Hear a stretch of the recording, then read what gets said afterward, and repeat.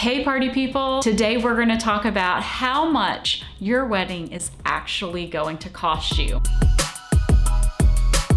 If you want to know how much your wedding is likely to cost, stick around and we're going to talk about all the ins and outs of things you need to consider so you can properly budget for your big day. Let's jump right in. So the first big thing that you have to think about when trying to project what your overall wedding costs are going to be are your guest count numbers. I know this is the hardest thing to think about. A lot of my clients are really struggling in the beginning of the process, coming up with a number of how many people they're going to invite and how many people will actually attend. The literature on the internet these days says you should expect about 80% of your guests to say yes that you invite and 20% to say no. I strongly disagree with this number. You should be expecting more like 90 to 95% of your guests to attend. So you want to be sure that those guest count numbers of people that you actually invite are those that you want to attend your event. It is so common these days for people to be responding yes, so you have to be sure that you're inviting people that you definitely want to be there to support you on your big day. Skip the courtesy invites, people. It's just not worth it. So first things first, your guest count. You need to get together first once you're engaged and you're reveling in all of the good juju that everybody's sending your way. Congratulations, by the way. It is so imperative of you to sit down with your fiance, with both sides of the family, and discuss who is on the must invite list. Your A list group of people, the people that you all know and agree have to attend the event.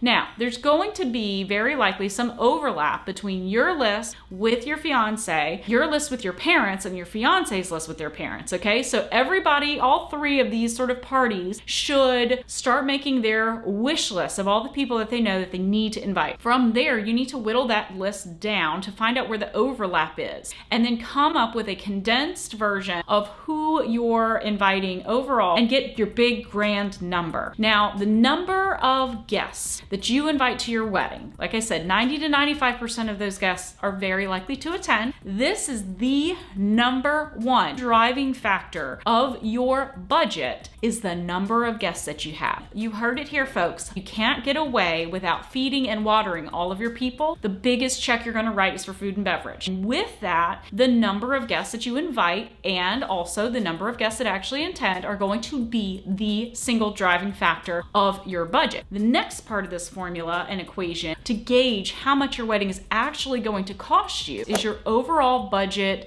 target range. So I say range because a lot of clients that I talk to early on in the process come to me and say, we don't have a number. I'm sorry, everybody has a number, people. Don't give me this line. You have a number in mind that you roughly know is your freak out number, the number you don't want to spend more than because it's just going to freak you out. Your number might be different than your parents' number or your fiance's number. So now's the time to have this discussion with those that are contributing. What is the freak out number? That's going to be the high end of your range. The lower end of your range is going to be determined by the number of contributing parties that you have. I often see these days that couples together are contributing to their overall budget, and then one partner's parents or family members might also be contributing. The other partners might be contributing. Forget the rules of the past. So there's so many different contributing factors here, and keep in mind that people that are financially contributing to your event will also really have some leverage to have decision-making power. So be sure that you're okay with that too. All of the contributing parties that are giving you numbers of dollar figures that they are willing to contribute to the event, you add all of that up, and that's going to be the lower end of your target budget range. And keep in mind what the freak out number is, whatever the number is that you don't want to go above, no matter what, that's at the top of your range. You take your overall target budget range and you take the number of guests that you are inviting. Now, we're going to do a little bit of math. I think in colors, not numbers, so bear with me here. You want to take the number of guests that you're inviting. So let's say that's 100 guests, just to keep nice round numbers for the math challenge. 100 guests, and your overall target budget is $100,000. That's the high end of your range. That's your freak out number. So here, you want to divide your overall target budget number, $100,000. You want to divide that number by the number of guests that you're inviting. Divide that by 100. You're going to come up with your price per person. I want you to shift all of your thinking away from that was a $75,000 wedding, that was a $100,000 wedding, that was $1 million wedding. I want you to erase everything that you think you know about what budgets are for certain weddings that you see on Pinterest or online. None of the overall target budget numbers matter for any wedding that you ever come across if you do not also know the guest count. This is imperative because a $100,000 wedding, for example, for 100 people looks very different from a $100,000 wedding for 500 people. So the difference here is the price per person is the critical number that you want to get to. This is going to be really informative for you throughout the entire planning process in making decisions and asking questions of your vendors before you book them to find out whether they are going to be within reach for you given your budget numbers. This is so important. Forget everything that you think you know about overall target budgets and boil it down to the price per person. What's the overall budget? And how many guests attended. Divide the number of the target overall budget, your freak out number. Divide that number by the number of guests that you're inviting to be conservative. Thinking that 90 to 95% of your guests will attend. Notice I'm not asking you to divide it by the 90 to 95 number. We're going to be conservative and just bank it on all of the people coming, which is not going to happen, but you'll get a figure of a price per person. So here we are, $100,000 target budget and 100 guests. Okay, that is $1,000 per person. Listen, let me break it down for you. You have to understand that the numbers that I'm using are just an example, and I'm not saying you should be spending this. I am just using a nice round number so we can operate from a place of ease of calculation, if you will. Your budget is going to be different. Your guest count is going to be much, much different. Anyway, so we have $1,000 per person, and here's what that means. You're at least going to spend around $200 per person on a professional caterer with several courses for seated dinner,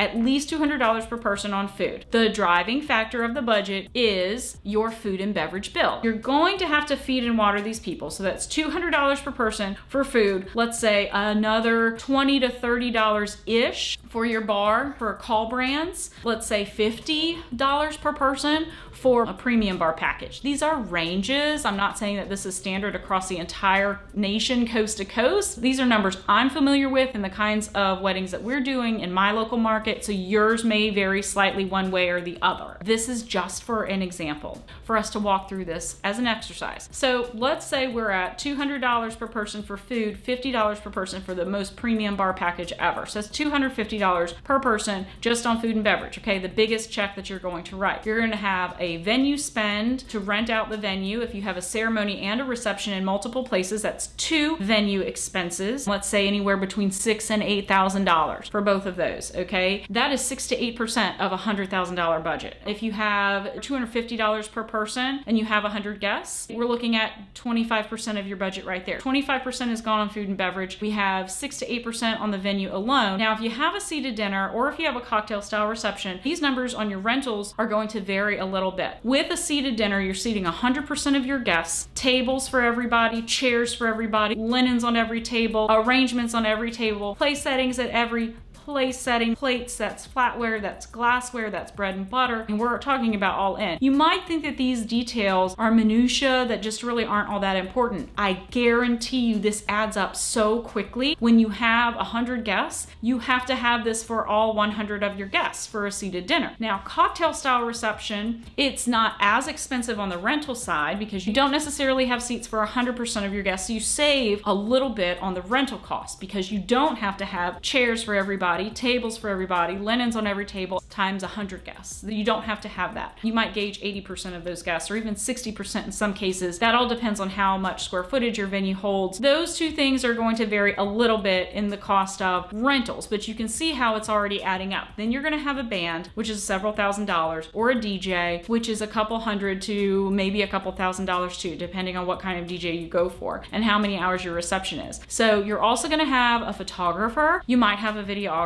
Both of those things you can expect to spend spend a couple $1,000s on at least. But if you really value photography and also videography, you might spend a little bit more. Those are very splurge-worthy items because these are the deliverables you physically will have for the rest of your life from your event day. Worth the splurge on both of these things. We haven't even talked flowers. So depending on how big your bridal party is, imagine that you're going to have to give a bouquet to every single person on your bridal party. All the more reason to not have a massive bridal party because you have to have boutonniere for your guys, bouquets for the girls. That adds up really fast. The bigger the bridal party, the bigger the floral bill. But if you do a ceremony, huppah, or some sort of ceremony altar arrangement, that is an expense. And let me tell you, this is something that is a statement piece. So that might be a couple $1,000s. Decor and design, your flowers, especially candles, any other lighting arrangements that you have coming in to really enhance the space, that is a huge range. This is where a lot of the flex with your budget is going to come in. So your biggest check you're going to write is for food and beverage. You can certainly write a really big check for decor if you wanted to, but I'm talking in general terms here. That part of your budget is going to range based on your personal taste. So you're in control of whatever that is. I recommend you carve out all the must-have items first before you determine what your design budget should be, because that is where you have flex to make that bigger if you have more budget that frees itself up, or make it smaller, as small as you necessarily need to have it given whatever your constraints are with your bridal party, and then with the actual tables on your floor plan if you're doing a seated dinner versus a cocktail style reception. Equipment for your band or your DJ, you'll need a stage, possibly a dance floor. You need to check your band's rider to see if you have a back line that you need to supply, or if the band's supplying their own, whether that's additional or whether it's included in their costs, all things you need to consider. So band, photo, video, catering, your venue, the big five. Those 5 things are really, really big. You got to book those early on, and those are going to eat up the biggest part of your budget. Floral decor, lighting decor, rentals. If you do specialty rentals, like upgrading your chairs from your venue, maybe you're going to bring in lounge seating arrangements for around the dance floor or maybe outside. You want to do specialty bars with fancy bar backs. All of these things are decor items that all add up. So that's all part of the flex. When we're talking about $100,000 overall budget and 100 guests and that $1,000 per person, what does that look like?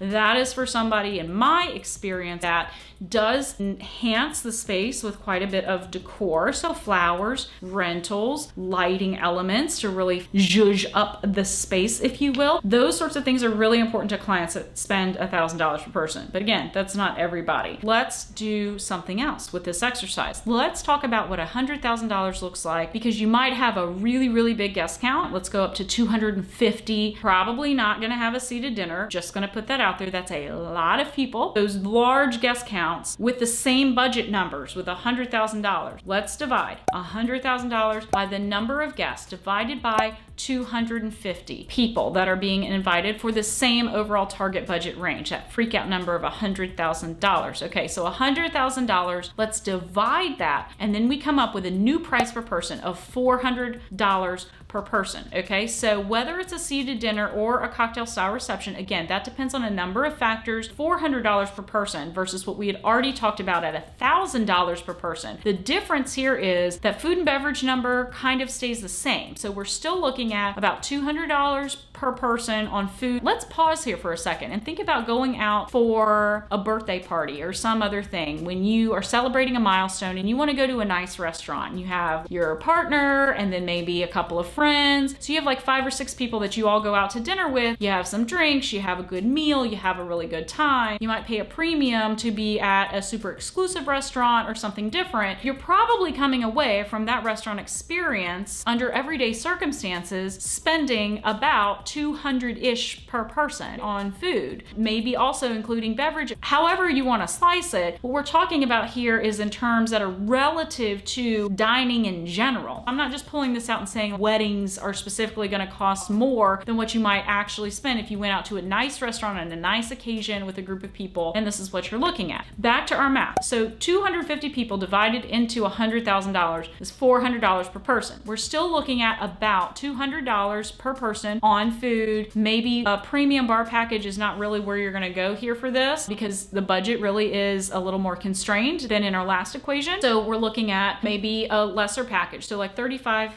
per person for not necessarily your premium bar service package. So all in for food and beverage beverage here, we're doing $235 per person times 250 people. So what does this look like? That gets us at just under $60,000 per person, okay? We're at $58,750. And we haven't even talked about the fact that you still have to add in taxes and gratuities. So 20% is typical gratuity added onto catering bill, and then taxes, roughly 10%, let's say, adding another 30% to the food and beverage bill. That's a big part of a $100,000 budget. You're definitely getting a DJ for less than $1,000. You're definitely getting a photographer for just a couple $1,000. You're investing in just what's included in your venue with linens and rentals and things like that, so you can keep your rental costs down. When you factor in tax and gratuity on your catering bill, and your catering bill starts at $58,750, food and beverage for 250 people, we're already at $76,000. So you have a little less than $24,000 to go to everything else for your event. Not saying it can't happen. It happens all the time, but I'm showing you the difference here between when you have $100,000 for 100 people and when you have $100,000 for 250 people. It is very, very different here what you're working with. And the first biggest chunk of change you need to take out of that budget number before you determine what your Pinterest inspiration is going to be, because Pinterest is not really very informative for you in terms of what those arrangements are actually going to cost, what the labor is for all those things. All of those decor items should come after you factored in food and beverage, tax and gratuity, your venue, your photographer, your entertainment, because you have to have those things. And then everything else is a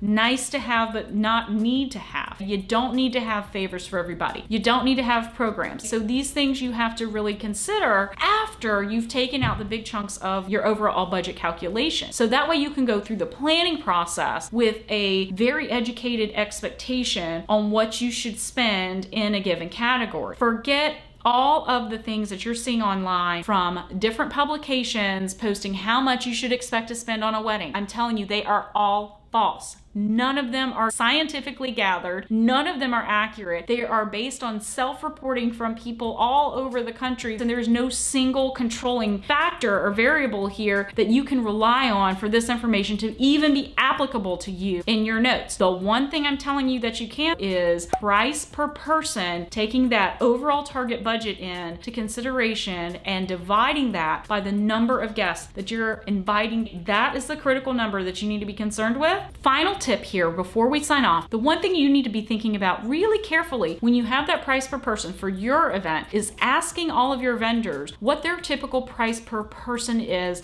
for events that you have seen on their website or in their portfolio that you really like. Challenge your vendors and ask them how much is their typical price per person range. Some might have bigger decor budgets and some might have bigger guest counts than others, but we're all talking about the overall spend being the same here and the guest counts varying. What does that mean to each of your ideal vendors and their clients that they have worked with in the past for events like yours? And eventually you'll be able to ascertain if they're going to be well within range for what your given category should be, given your calculations, what your target budget range should be for their particular line item, basically for every single thing that you're going to book for your event. You'll have this information empower you with decision-making ability to understand whether this person is appropriately priced for what you're expecting to spend on your event. This is going to help you by far stay away from financial stress throughout the process by appropriately educating yourself on the cost of your wedding and what you should expect to spend at the end of the day.